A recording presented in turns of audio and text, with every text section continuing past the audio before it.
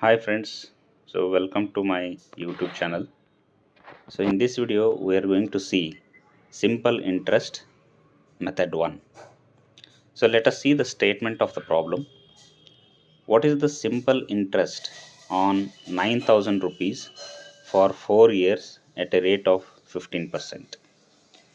So here they have given 9,000 rupees is the principal amount and 4 years duration and rate of interest is 15%. And we know the simple interest formula, that is SI is equal to PTR divided by 100. So SI means simple interest, where P is principal amount, which is equal to 9,000 rupees in this statement, and T they have given, which is a time frame, that is nothing but duration, that is equal to 4 years, and then they have given rate of interest, which is R, and that is equal to 15%.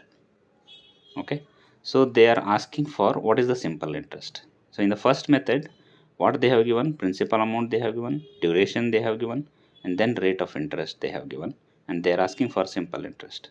We know the simple interest formula, and using the details or using the data given, we can just put these details and find out the simple interest.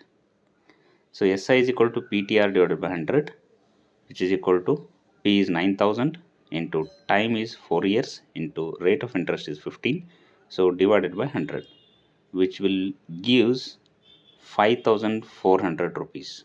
Therefore the simple interest for 9,000 rupees for a duration of 4 years at the rate of 15% will be 5,400 rupees. So if you like this video, please like, share and subscribe to our channel so that you won't miss any future videos from our channel. Thanks for watching.